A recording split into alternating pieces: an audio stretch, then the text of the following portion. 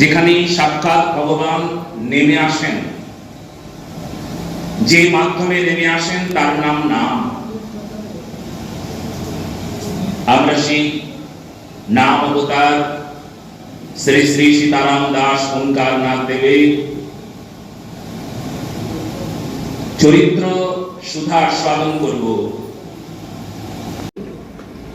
আজকে এই পূর্ণ দিনে অনেক উপস্থিত হয়েছেন, আমাদের বিশিষ্ট মহারাজ এসেছেন, একেবারে অনেক নমস্কার শ্রদ্ধা।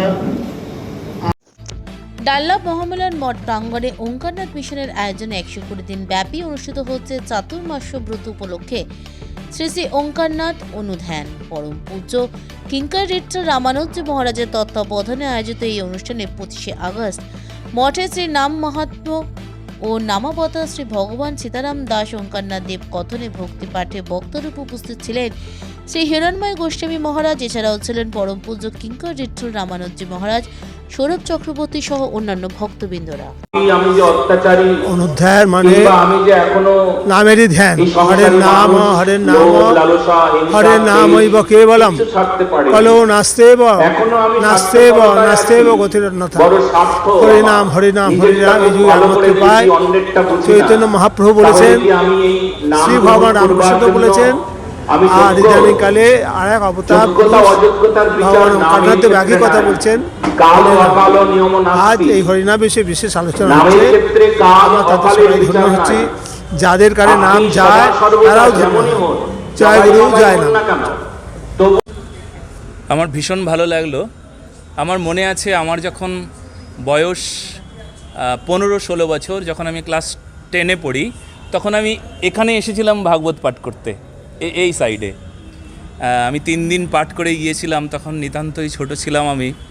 আমার অনেক ইচ্ছে ছিল আবার এই মহামিলন মঠ ডানলপে এলেই যেন আমি আবার আসি, কিন্তু অনেক কাজের মাঝে ভগবান এত ব্যস্ত করে দিয়েছিলেন। কিন্তু এই জায়গাটা যে আমার আসা উচিত ছিল, সেই দিন আমি আমার আদরণীয় শ্রদ্ধেয় পূজনীয় প্রিয়নাথ বাবুর সঙ্গে প্রথম সাক্ষাতে আমার অনুভব হয়েছিল যে আমার এখানে আসা উচিত, যেখানে মানুষের সেবার কথা, যেখানে সমাজ দেশ রাষ্ট্রের কল্যাণের কথা, যেখানে আমাদের এই ঠাকুর সীতারাম ওঙ্কারনাথ দেব তার জীবন আদর্শকে সামনে রেখে হরিনাম মহামন্ত্রের প্রতি নিষ্ঠা রেখে সমাজের এত বড় দায়িত্ব, যেমন ছোট ছোট ছেলেদের বিদ্যাভ্যাসের জন্য যে ব্যবস্থা, এছাড়াও যে সমাজের কত দায়িত্ব, আমি নিজে অবাক হয়ে গেলাম এই দায়িত্ববোধ দেখে। এই দায়িত্ববোধ তখনই তৈরি হয় যখন ধর্মের প্রতি আস্থা নিষ্ঠা আর এমন মহাপুরুষের শ্রীচরণে যারা শরণাগত, তাদের এই প্রকার দায়িত্ব হয়।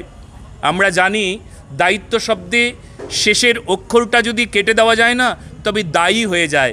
আর দায়ী মানুষগুলো না, তারা ধর্ম থেকে বিচ্যুত হয়। আর যারা ধর্মে আসেন না, তারা দায়িত্ব নেন, সমাজ দেশ রাষ্ট্রের দায়িত্ব নেন। এমন একজন দায়িত্ববান, এমন মহজ্জনের সাক্ষাৎ পেয়ে আমি আবার এত বছর পর ছুটে এসেছি। আপনারাও আসুন। আমি তো আজ ভাগবত কথায় প্রচার করলাম যে এটা আমাদের দায়িত্ব হবে। এই মহামিলন মঠে আমাদের শ্রী শ্রী ঠাকুর অনন্ত শ্রী সীতারাম দাস ওঙ্কারনাথ দেব তার জীবন আদর্শকে মানুষের কাছে কাছে তুলে দেওয়া, হৃদয়ে হৃদয়ে পৌঁছে দেওয়া, চরিত্রে চরিত্রে দেওয়া, সকলের চরিত্রে যেন এই চিত্রটা, তার চরিত্রের চিত্রটা প্রকাশ পায়, তবে আমাদের সমাজ সুন্দর হবে। আজ মহামিলন মঠে শ্রী শ্রী ওঙ্কারনাথ অনুধ্যানে আমাদের প্রিয় মহারাজ হিরণময় গোস্বামী মহারাজ তিনি এসেছেন।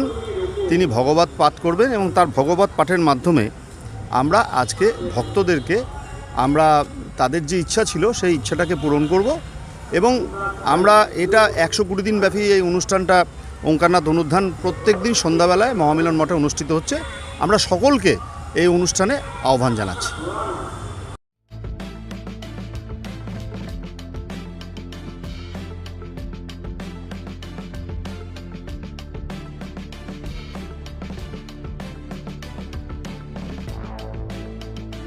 ডাল্লা মহামিলন মঠ থেকে Debashree Mukherjee report, 24x7 news Bengal.